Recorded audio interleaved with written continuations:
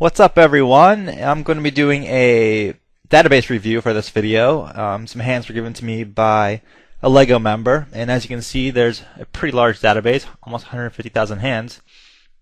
So I'm going to try and go over and explain different stats, what to look for when trying to find leaks, which can be a fairly daunting task sometimes, because as you can see, there's a pretty wide array of things available in Hold'em Manager, and I'm sure Poker Tracker as well, so it can be kind of tough to decide what to look for, what's important, what's not, etc.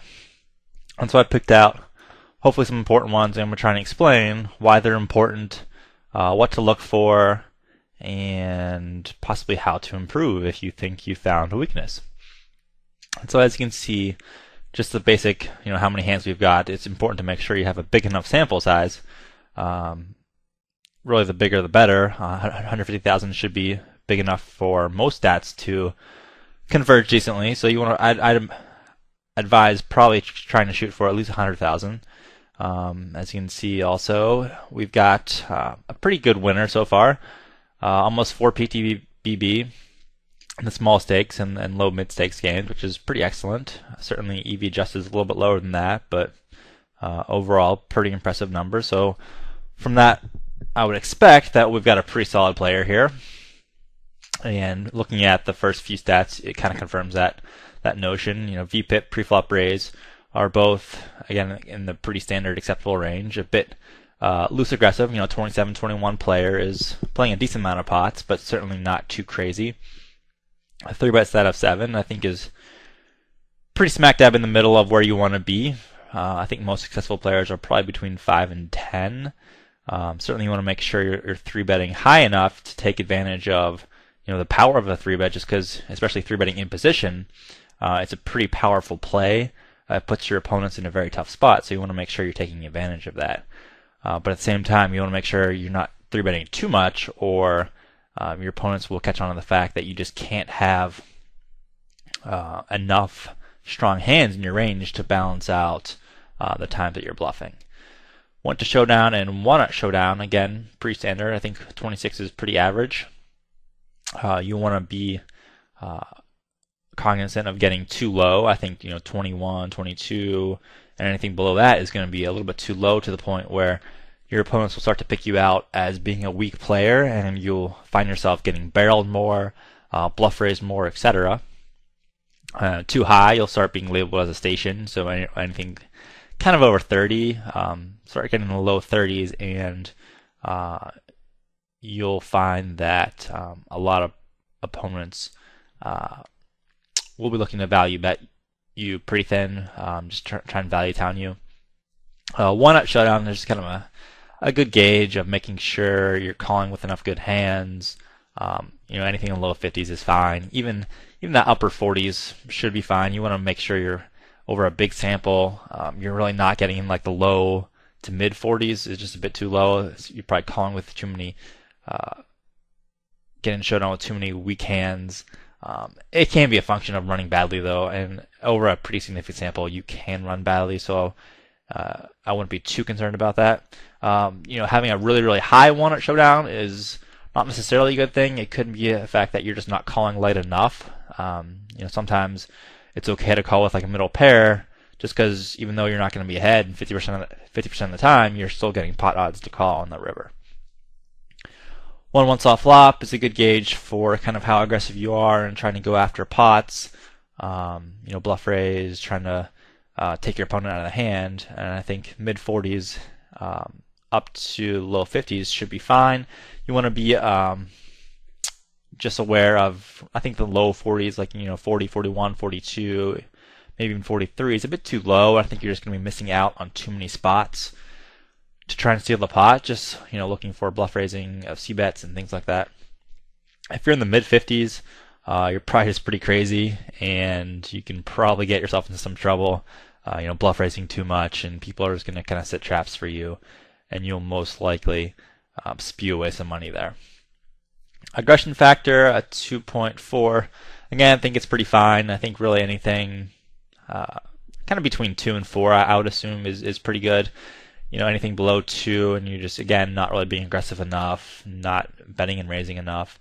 And once you start getting in the low fours, the mid fours, you still can be successful, because I think I'd rather be too aggressive than not aggressive enough, but I think you're just going to be running into the problem where you're bluff raising too much with most likely too weak of a range. Squeeze percentage, I think 5 is, again, pretty average. I mean, so far these numbers are just, pretty solid for a good regular.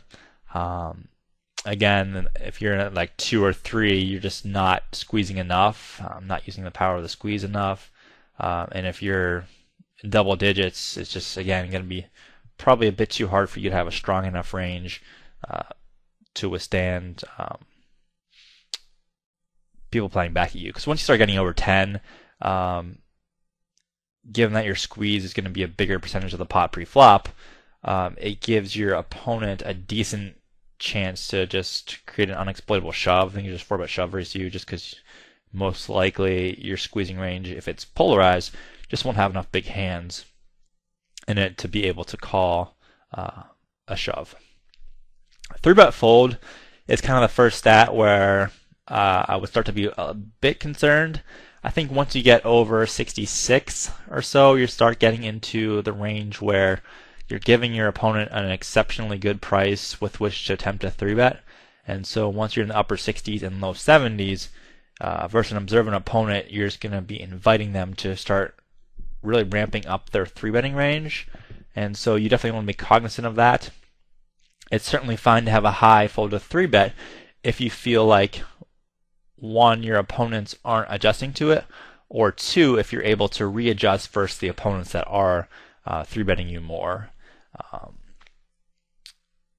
As far as a low side of that, I think there's definitely successful players that have a fold to 3-bet at like 50.